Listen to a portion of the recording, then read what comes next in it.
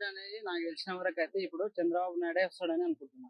చంద్రబాబు నాయుడు ఎందుకంటే నాకు తెలిసినంత వరకు అయితే ఇప్పుడు కమాండ్ అదే మా తెలంగాణ ఏపీ కలిసి ఉన్నప్పుడు కూడా చంద్రబాబు నాయుడు చాలా అది చేసిండు. నాకు తెలిసి ఇప్పుడు కూడా ఆయననే వస్తే బాగుంటది.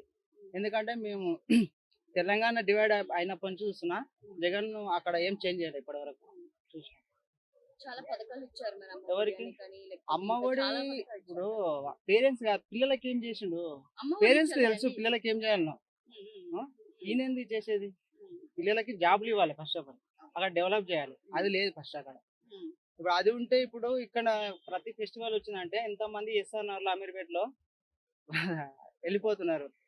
ఎంత ఇన్‌కమ్ వస్తుందో తెలుసా ఇన్‌కమ్‌కి మా తెలంగాణకి వాళ్ళ వల్ల ఎక్కువ ఇన్‌కమ్ వస్తుంది. ట్రావెలింగ్ ద్వారా ఇట్లా. టీడీపీ జనసేన కలిసి వస్తుంది ఎలా అనిపిస్తుంది? కానీ టీడీపీ, జనసేన కలిసొచ్చినా చంద్రబాబు నాయుడు తర్వాత డిప్యూటీ సీఎం మన పవన్ కళ్యాణ్ వస్తాడు. నాకు తెలిసినంత వరకు. అంటే మున్సిపల్ చూసుకుంటే మొత్తం 170 సీట్లకి ఒక సీట్ అనేది గెలిచారు. ఇద్దరు 24 సీట్లు ఎన్ని సీట్లు గెలుస్తారు అనుకుంటున్నారు? ఎవరు? 24 సీట్లకి ఎన్ని సీట్లు గెలుస్తారు జనసేన పార్టీ? జనసేన పార్టీ 24 సీట్లకి నాకు తెలిసి 15 సీట్లు అయితే వస్తాయి.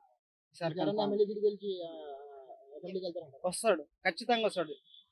పవన్ కళ్యాణ్ ఈసారి ఖచ్చితంగా ఎమ్మెల్యే సీట్‌కి అసెంబ్లీకి వస్తాడు. ఎలక్షన్ చూసుకుంటే ఇంకా ఒక 35 to 40 డేస్ ఉన్నాయి.